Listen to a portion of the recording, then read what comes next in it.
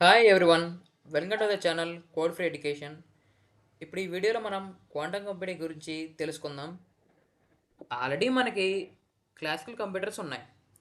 Classical computers అంటే desktop and laptops. ఈ types of computers ఉన్నప్పుడు ఈ క్వాంటమ్ కంప్యూటింగ్ అనేది ఎందుకు యూజ్ అవుతుంది అని ఈ వీడియోలో తెలుసుకుందాం. వీడియోని ఎండ్ వరకు చూడండి. అప్పుడు క్వాంటమ్ కంప్యూటింగ్ గురించి మీకు క్లారిటీగా అర్థమవుతుంది. నార్మల్గా మనం కొన్ని ప్రాబ్లమ్స్ని సాల్వ్ చేయడానికి కరెంట్ సూపర్ కంప్యూటర్స్కి కొన్ని వేల సంవత్సరాల టైం పడుతుంది. అంటే పెద్ద పెద్ద లార్జ్ స్కేల్ అప్లికేషన్స్ని, మ్యాథమెటికల్ ప్రాబ్లమ్స్ని, అంటే ఏదైనా సరే ఒక కొత్త ఫార్ములాని కనిపెట్టడానికి మన దగ్గర ఉన్న ప్రజెంట్ ఈ సూపర్ కంప్యూటర్స్కి చాలా టైం అనేది పడుతుంది. సో ఇలాంటి టైప్స్ ఆఫ్ ప్రాబ్లమ్స్ని సాల్వ్ చేయడానికి వచ్చిన ఈ కొత్త టెక్నాలజీనే క్వాంటమ్ కంప్యూటింగ్. మనం డైలీ యూజ్ చేసే ల్యాప్టాప్స్ అండ్ మొబైల్ ఫోన్స్ ఇవన్నీ కూడా క్లాసికల్ కంప్యూటర్స్. వీటిలో ప్రాసెసింగ్ అనేది స్టెప్ బై స్టెప్ జరుగుతుంది. స్టెప్ బై స్టెప్ అంటే ఒక ప్రాసెస్ అనేది కంప్లీట్ అయిన తర్వాత మాత్రమే ఇంకో ప్రాసెస్ అనేది జరుగుతూ ఉంటుంది. ఇలా ఒకటి స్టెప్ తర్వాత ఇంకోటి జరగడం వల్ల క్లాసికల్ కంప్యూటర్స్లో ఎగ్జిక్యూషన్ టైం అనేది చాలా ఇంక్రీజ్ అవుతూ ఉంటుంది. బట్ ఇక్కడ మనకి క్వాంటమ్ కంప్యూటింగ్ అనేది ప్యారలల్గా వర్క్ అవుతుంది. ఎట్ ఏ టైం మనం మల్టిపుల్ టాస్క్ని రన్ చేయొచ్చు. అందువల్ల మనకి ఎగ్జిక్యూషన్ అనేది చాలా త్వరగా కంప్లీట్ అవుతుంది. ఇక్కడ మనకి క్లాసికల్ కంప్యూటర్స్ గురించి చూద్దాం. ఇక్కడ ఇది ఒక మేజ్ అనుకోండి. ఈ మేజ్లో ఒక పర్సన్ ఇక్కడ నుంచి స్టార్ట్ అయ్యి అతను ఒక ఎగ్జిట్ పాయింట్ అని వెతుకుతున్నాడు. ఆ టైంలో ఇక్కడ మనం చూసుకుంటే మల్టిపుల్ టైప్స్ ఆఫ్ పాసిబిలిటీస్ని చూపిస్తూ ఉంటుంది. అంటే మనం ఏ టైప్లో వెళ్ళాలి, ఏ దారిలో వెళ్ళాలి అని చెప్పేసి డిఫరెంట్ టైప్స్ ఆఫ్ వేస్ని చూపిస్తూ ఉంటుంది. ఇలా డిఫరెంట్ టైప్స్ ఆఫ్ వేస్ని ఒకటి తర్వాత ఒకటి చెక్ చేయడం వల్ల ఇక్కడ టైం అనేది ఇంక్రీజ్ అవుతూ ఉంటుంది. ఇందువల్ల ఏంటంటే కాంప్లెక్స్ అనేది కూడా ఎక్కువ అవుతూ ఉంటుంది, అంటే టైం అనేది కూడా ఇంక్రీజ్ అవుతూ ఉంటుంది. సో ఇలాంటి వాటిని సాల్వ్ చేయడానికి మనం ఈ క్వాంటమ్ కంప్యూటింగ్ని వాడుతూ ఉంటాం. మనకి ఈ క్వాంటమ్ కంప్యూటింగ్ అనేది పూర్తిగా ప్రజెంట్ ఉన్న కంప్యూటర్స్ని రీప్లేస్ చేస్తుందా అంటే ఇది ఇలా రీప్లేస్ చేయదు. ఎందుకంటే మనం నార్మల్ కంప్యూటర్స్లలో చిన్న చిన్నగా మనం ఏమేమి వాడతాం, ఒక అప్లికేషన్ రన్ చేయడం, ఈమెయిల్, బ్రౌజింగ్, క్యాలిక్యులేషన్స్, ఇలా చిన్న చిన్న అప్లికేషన్స్కి మన దగ్గర ప్రజెంట్ ఉన్న ల్యాప్టాప్, డెస్క్టాప్స్ అనేవి యూజ్ అవుతూ ఉంటాయి. మనకి పెద్ద పెద్ద లార్జ్ స్కేల్ అప్లికేషన్ రన్ చేయడానికి అండ్ మ్యాథమెటికల్ లీనియర్ కాంప్లెక్స్ ప్రాబ్లమ్స్ని సాల్వ్ చేయడానికి అండ్ ఏదైనా సరే ఒక కొత్త ఫార్ములాని కనిపెట్టడానికి మన దగ్గర ఉన్న సూపర్ కంప్యూటర్స్కి చాలా టైం పడుతుంది. సో అలాంటి వాటి యొక్క టాస్క్ల కోసమే మనం ఈ క్వాంటమ్ కంప్యూటర్స్ని మనం వాడుతూ ఉంటాం. ఇంకా ఇక్కడ మనం difference between the bits and qubits. మనం నార్మల్గా ఉన్న ప్రజెంట్ క్లాసికల్ కంప్యూటర్స్లలో బిట్స్ని వాడుతూ ఉంటాం. మనం క్వాంటమ్ కంప్యూటింగ్లో క్యూబిట్స్ని వాడుతూ ఉంటాం. ఫస్ట్ మనం బిట్స్ గురించి తెలుసుకుందాం, తర్వాత we will discuss about qubits. Bits అనేవి మనం ప్రజెంట్ ఉన్న కంప్యూటర్స్ అండ్ ల్యాప్టాప్స్లలో బిట్స్ని వాడుతూ ఉంటాం. ఈ బిట్స్ అనేది ఏంటంటే 0 మరియు 1గా ఉంటాయి. ఇక్కడ బిట్ అనేది at a time it will be 0గా లేదా 1గా ఉంటుంది. 0 మరియు 2 ఒకేసారి ఉండవు.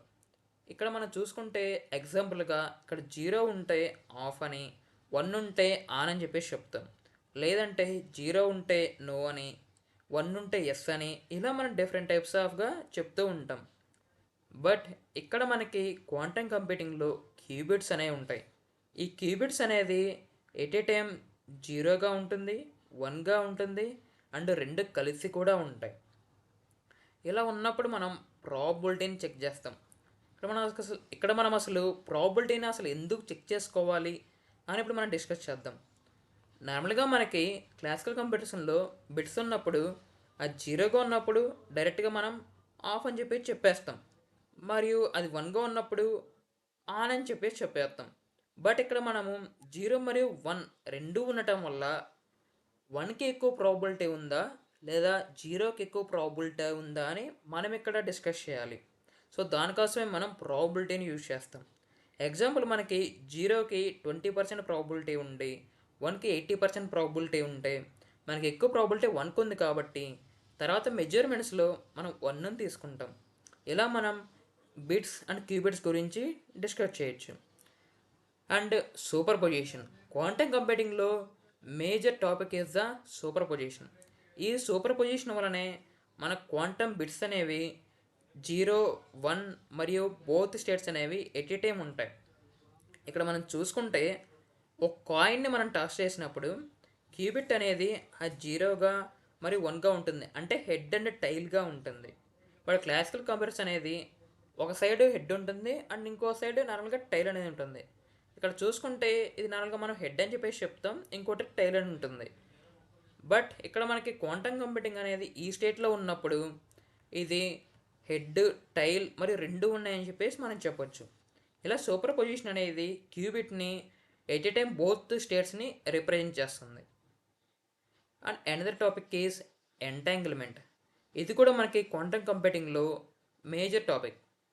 అసలు ఎంటాంగిల్మెంట్ అంటే ఏంటంటే, ఎంటాంగిల్మెంట్ అనేది రెండు క్యూబిట్ల మధ్య స్ట్రాంగ్ రిలేషన్షిప్ని బిల్డ్ చేస్తుంది. ఇదొక క్యూబిట్ అనుకుందాం, ఇక్కడ ఇదొక క్యూబిట్ అనుకుందాం. ఈ రెండు క్యూబిట్ల మధ్య స్ట్రాంగ్ రిలేషన్షిప్ని ఇది బిల్డ్ చేస్తుంది.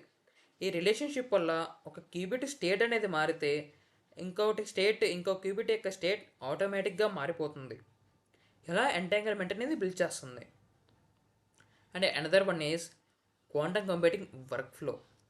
నార్మల్గా మనం క్వాంటమ్ కంప్యూటింగ్ వర్క్ ఫ్లోలో ఫస్ట్ ఆఫ్ ఆల్ మనం ఇన్పుట్ని తీసుకుంటాం, అంటే మనం డేటాని తీసుకుంటాం. డేటా అనేది క్యూబిట్స్లలో స్టోర్ అవుతూ ఉంటుంది. స్టోర్ అయిన డేటాని మనం ప్రాసెస్ చేస్తాం, అంటే మనకి ఏమైనా సరే missing values, null values, duplicate values ఇలాంటివి ఉన్నప్పుడు ఫస్ట్ మనం డేటాని ప్రాసెస్ చేస్తాం. ప్రాసెస్ చేసిన తర్వాత ఆ డేటాని మనం సూపర్ పొజిషన్ మరియు ఎంటాంగిల్మెంట్తో ఆపరేట్ చేస్తూ ఉంటాం. దాని తర్వాత మనం ఈ సూపర్ పొజిషన్ అంటే ఎంటాంగిల్మెంట్లో డేటా అనేది ప్రాబబిలిటీ ప్రకారం వస్తుంది. తర్వాత వచ్చిన ప్రాబబిలిటీని మనం మెజర్ చేస్తాం.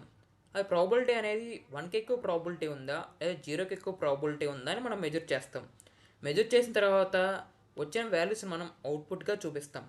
మనకి ఎక్కువ ప్రాబబిలిటీ అనేది 1కి ఉంటే అవుట్పుట్ అనేది 1 అని, ఎక్కువ ప్రాబబిలిటీ కనుక 0కి ఉంటే ఆ ప్రాబబిలిటీ వాల్యూ నో అని చెప్పేసి చెప్తాం. ఇలా మన క్వాంటమ్ కంప్యూటింగ్ వర్క్ ఫ్లోని మనం డిస్కస్ చేయొచ్చు.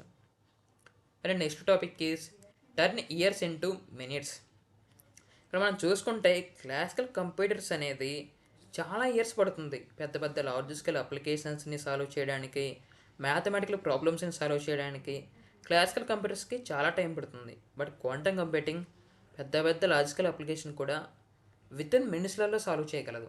ఇక్కడ మనం చూసుకుంటే quantum computing advantage solving 10,000 years problems into minutes. ఇలా చాలా సంవత్సరాల ప్రాబ్లమ్స్ని కూడా క్వాంటమ్ కంప్యూటింగ్ అనేది చాలా మినిట్స్లలో సాల్వ్ చేస్తుంది. This is a major advantage in the quantum computing. అంటే next one is the wear we're using the quantum computing. Quantum computing మనం డ్రగ్ డిస్కవరీ, కొత్త కొత్త ఫార్ములాస్ని కనిపెట్టడానికి, అండ్ వెదర్ అండ్ క్లైమేట్, మనం ఏమైనా సరే weather predictions and floods are occurring or not, ఇలాంటి టైంలో మనం క్వాంటమ్ కంప్యూటింగ్ని వాడుతూ ఉంటాం. మనం నార్మల్గా చూసుకుంటే మనకు మేబీ 2023 లేదా 2019, I think not 2023, in 2020 or 2019 మనకు కరోనా వచ్చింది. ఆ టైంలో మనకి ఇలా డ్రగ్ని, అంటే ఆ కోవిడ్కి సంబంధించిన వ్యాక్సిన్ మనం కనుక్కోవడానికి చాలా టైం పట్టింది. బట్ ఈ క్వాంటమ్ కంప్యూటింగ్ వల్ల ఇలాంటి ఫార్ములాస్ని చాలా ఈజీగా, చాలా త్వరగా మనం కనిపెట్టవచ్చు. సో ఇలాంటి వాటిలో మనం క్వాంటమ్ కంప్యూటింగ్ని వాడుతూ ఉంటాం. అండ్ ఇంకా వెదర్, క్లైమేట్, మనకి ఇలా ఫ్లడ్స్ అనేవి వస్తుందా లేదా వాటి కోసం మనం క్వాంటమ్ కంప్యూటింగ్ని వాడుతూ ఉంటాం. అండ్ ఇంకా మనం చూసుకుంటే క్వాంటమ్ కంప్యూటింగ్ అనేది క్రిప్టోగ్రఫీ, మనకి క్రిప్టోగ్రఫీలో పెద్ద పెద్ద పాస్వర్డ్స్ని హ్యాక్ చేయడానికి మరియు బ్రేక్ చేయడానికి ఈ క్వాంటమ్ కంప్యూటింగ్ అనేది చాలా ఈజీగా చేయగలదు. ఇలా మనం బ్రేక్ చేయడంతో పాటు క్వాంటమ్ కంప్యూటింగ్ అనేది మనకు సెక్యూరిటీని కూడా ప్రొవైడ్ చేస్తుంది. అండ్ ఇక్కడ మనం నెక్స్ట్ ఏంటంటే ఫైనాన్స్. ఈ ఫైనాన్స్లో ఆప్టిమైజింగ్ పోర్ట్ఫోలియోస్, ఏ స్టాక్ అనేది బెస్ట్గా ఉంటుంది, ఏ స్టాక్ అనేది వరస్ట్గా ఉంటుంది అని చెప్పేసి ఈ క్వాంటమ్ కంప్యూటింగ్ని యూస్ చేసి మనం చాలా త్వరగా ప్రిడిక్ట్ చేయొచ్చు. అంటే ఏఐ యాంప్లిఫైడ్, ఏఐ అనేది క్వాంటమ్ కంప్యూటింగ్లో ఇలా మేజర్గా వర్క్ అవుతూ ఉంటుంది. ఏఐని యూస్ చేసి క్వాంటమ్ కంప్యూటింగ్ ఇంక్రీజ్ చేస్తే మనకి ఇంకా ఎగ్జిక్యూషన్ స్పీడ్ అనేది చాలా త్వరగా అవుతుంది, అండ్ క్యాలిక్యులేషన్స్ కూడా చాలా ఫాస్ట్గా అవుతాయి అండ్ యాక్యురేట్గా కూడా వస్తూ ఉంటాయి. అంటే next one is the state of play. Present quantum computing అనేది ఇంకా రీసెర్చ్ స్టేజ్లోనే ఉంది, దీన్ని ఇంకా పూర్తిగా డెవలప్ చేయలేదు. సో ఇప్పుడు అనేది క్వాంటమ్ కంప్యూటింగ్ అనేది రీసెర్చ్ స్టేజ్ నుంచి రియల్ వరల్డ్ ప్రాబ్లమ్స్ని సాల్వ్ చేయడానికి ప్రయత్నిస్తూ ఉన్నారు. ఫ్యూచర్లో క్వాంటమ్ కంప్యూటింగ్కి మంచి ఆపర్చునిటీ ఉంటుంది. అండ్ ఇంకా quantum computing work flows will build the future. ఈ క్వాంటమ్ కంప్యూటింగ్ని మనం నేర్చుకోవడానికి మనకు మెయిన్గా 3 కాన్సెప్ట్స్ ఉంటాయి. ఒకటి మ్యాథమెటిక్స్ నేర్చుకోవాలి. ఫస్ట్ ఆఫ్ ఆల్ మ్యాథమెటిక్స్లో మనకి linear algebra, matrices, probability, statistics ఇలా ఈ కాన్సెప్ట్స్ని మనం నేర్చుకోవాలి. అండ్ ఇంకా ఫిజిక్స్లో మనకి క్వాంటమ్ మెకానిక్స్ అంటే ఏంటి, and gates like and gate, or gate, not gate, XOR gate, ఈ గేట్స్ గురించి మనం ఇంకా నేర్చుకోవాలి. And another one is computer science code. Quantum computing నేర్చుకోవాలంటే మనకి అట్లీస్ట్ ఏదైనా సరే ఒక ప్రోగ్రామింగ్ లాంగ్వేజ్ అనేది వచ్చి ఉండాలి. సో దీనివల్ల మనకి ఈ 3 నేర్చుకున్నప్పుడు మన క్వాంటమ్ కంప్యూటింగ్లో ఎలాంటి టాస్క్ అయినా సరే మనం ఈజీగా పర్ఫామ్ చేయొచ్చు. క్వాంటమ్ కంప్యూటింగ్ నేర్చుకోవాలంటే మనం పిహెచ్డి ఇలాంటి పెద్ద పెద్ద ఎడ్యుకేషన్ అనేది చేయాల్సినంత అవసరం లేదు. మనం బేసిక్స్ నుంచి అడ్వాన్స్ వరకు పేషెన్స్తో ఉండి కాన్సిస్టెన్సీగా నేర్చుకుంటే మనం ఈజీగా క్వాంటమ్ కంప్యూటింగ్ని మనం నేర్చుకోవచ్చు. And next one is quantum computing అనేది ఏంటంటే takeaways from the quantum shift. ఇక్కడ మనం ఫిజిక్స్ని యూజ్ చేసి అండ్ ఇంకా మ్యాథమెటిక్స్ అండ్ ఇంకా కంప్యూటర్ సైన్స్ని యూజ్ చేసి క్వాంటమ్ కంప్యూటింగ్ అనేది ఈజీగా నేర్చుకోవచ్చు. And in the conclusion is the future is not the just faster, it is the quantum. మీరు ఇంకా క్వాంటమ్ కంప్యూటింగ్ గురించి పూర్తిగా నేర్చుకోవాలి అనుకుంటే ప్రజెంట్ నేను క్వాంటమ్ కంప్యూటింగ్ నేర్చుకుంటూ ఉంటున్నాను. సో ఫ్యూచర్లో నేను క్వాంటమ్ కంప్యూటింగ్ గురించి స్టార్టింగ్ నుంచి ఎండింగ్ వరకు వీడియోస్ చేస్తాను. అందులో మ్యాథమెటిక్స్ గురించి, ఫిజిక్స్ అండ్ పైథాన్, తర్వాత క్వాంటమ్ కంప్యూటింగ్ గురించి నేను క్లారిటీగా స్టార్టింగ్ నుంచి ఎండింగ్ వరకు ఎక్స్ప్లెయిన్ చేస్తాను. మీకు ఈ వీడియో కనుక నచ్చితే like, share and subscribe. Thank you.